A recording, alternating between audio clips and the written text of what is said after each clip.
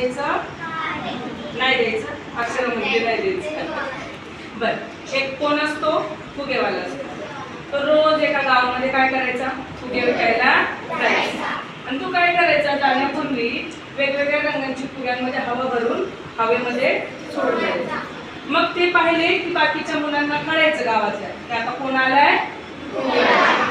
पण तो नेहमी काय करायचा? हिरवा, निळा, पिवळा, लाल या फुग्यांमध्ये हवा भरून काय करायचा? सोडून द्यायचा. आता मी विचारणार ना, परत गोष्ट सांगायची, तुम्हाला लक्ष द्या.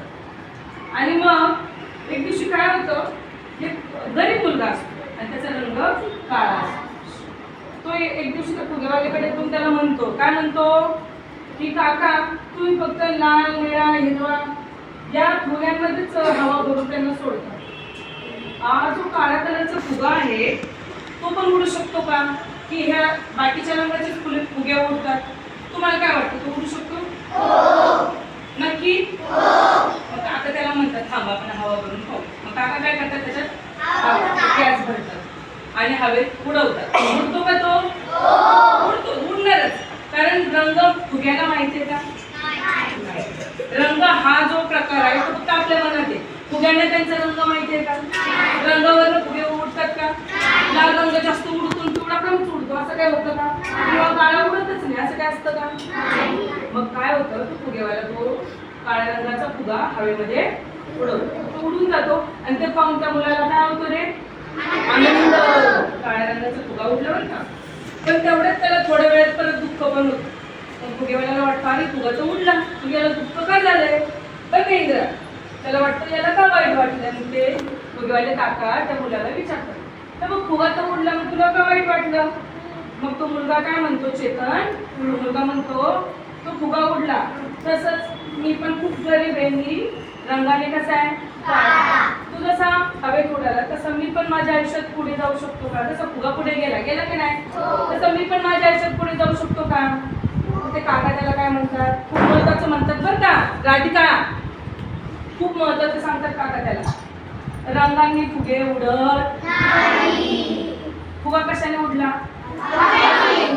त्याला रंगाची गरज होती का?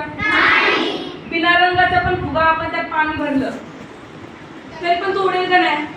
उडणारच. मग तो म्हणतो, तो मुलगा म्हणतो, मी गरीब आहे, मी दिसायला काय आहे, मला आयुष्यात पुढे जायचं आणि माझ्याकडे कुठली सोयी सुविधा पण नाहीये बरं का आकाश, माझ्याकडे कुठलीही सुविधा नाहीये. महत्वाचं म्हणजे मी गरीब आहे, म्हणजे माझ्याकडे काहीच नाही.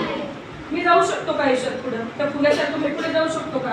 तर काका म्हणतात एक अशी गोष्ट, 3 अशा गोष्टी आहेत, ते गरीबाकडे पण असतात, श्रीमंताकडे पण असतात. काळ्या रंगाच्या मुलाकडे, मुलींकडे पण असतात किंवा गोऱ्या रंगाच्या लोकांकडे पण असतात. कोणत्या? पहिली गोष्ट कोणती सांगितली काकांनी? बुद्धी, दिमाग. कोणती? बुद्धी. कोणाकडे? माझ्याकडे 24 तास आहे, तुमच्याकडे 23 तास आहे, असं काय आहे का? देवाने प्रत्येकाला एका दिवसाचे किती तास दिलेले आहेत? मला आज कमी दिले, तुम्हाला आज जास्त दिले, असं काय आहे का? प्रत्येकाकडे आहे की नाही? श्रीमंताकडे 24 ते 30 तास आहे, तुमच्याकडे 20 तास आहे, असं काय आहे का? मग गरीब श्रीमंत असा काय विषय आहे त्याच्यात? आणि सगळ्यात महत्वाची गोष्ट तिसरी कोणती? शक्ती. काळ्या रंगाच्या मुलांकडे कमी शक्ती असते आणि गोऱ्या मुलांकडे जास्त असते, असं असतं का?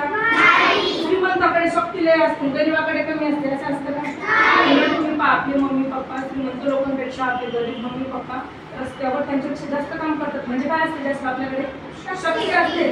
गरीब मुलं श्रीमंतांच्या मुलांपेक्षा पण जास्त हुशार असतात, म्हणजे आपल्याकडे काय असते? आणि वेळ तर तुमच्याकडे आहे, तुम्हाला काय काय दुसरं काही काम आहे का? तुम्हाला काय कामाला जायचं किंवा काय करायचं नाही आहे.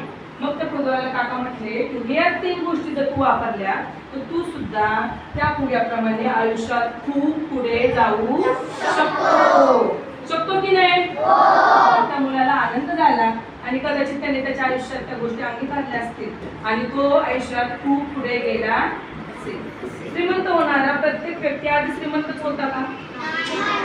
तो गरीबच असेल की नाही? मग त्यांनी विचार केला तर मी गरीब आहे, मी कशाला मेहनत करायची, मी कशाला बुद्धी चालवायची, मी कशाला माझा वेळ वाया घालवायचा, मी कशाला शक्ती वाया घालवायची, असा जर विचार केला तर तो श्रीमंत होईल का? श्रीमंत व्हायचं म्हटलं गरीबीतून सुरुवात करावी लागेल की नाही? कधीतरी श्रीमंत होणार की नाही? समजली गोष्ट? काय नाव द्यायचं? तुम्ही काय विचार केला गोष्टीला काय नाव द्यायचं? बुद्धिवाला अजून काय? फुगेवाला